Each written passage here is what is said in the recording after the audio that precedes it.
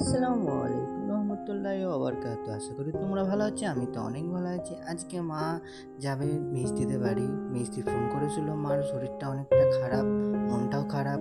তোমরা পরের ভিডিও দেখেছো যে আমার সেজো বোনকে আমি হাওড়ায় তুলিয়ে দিয়ে এলাম, আমার বোনা এসে নিয়ে গেল।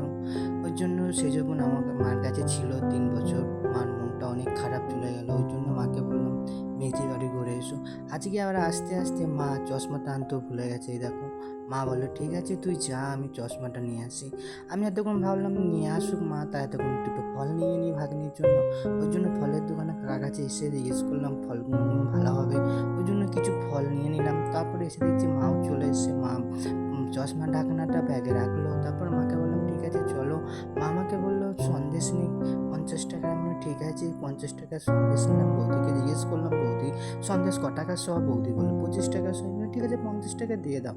তারপরে বৌদি প্যাক করতে করতে আমাকে বললো যে প্যাকিং করে দেবো না এমনি ঠুঙায় দিয়ে দেবো? আমি বললাম বৌদি ঠুঙায় দিয়ে দাও, দিও না, তাহলে প্যাক করে দাও, এটা কেন বুনদে বাড়ি যাবে তো? পিস বললে ঠিক আছে তাই করে দিচ্ছি। আমি বললাম ঠিক আছে। তারপরে বৌদি সুন্দরভাবে প্যাকিং করে দিল আমাকে, বললো ঠিক আছে এনাও আমি প্যাকিং করে দিচ্ছি, তুমি নিয়ে যাও। কিন্তু এই দোকানটা খুব সুন্দর, খুব সুন্দর ব্যবহার, খুব সুন্দর। আমি আগেও বলেছি মিষ্টি, টাটকা মিষ্টি সত্যি ইয়ে করে বানাই।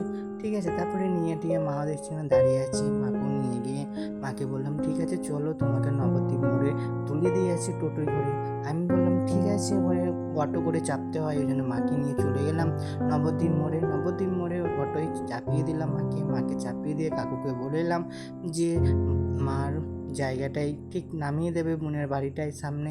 কাকু বলে ঠিক আছে তুমি চিন্তা করো না, আমি ঠিক নামিয়ে দেবো।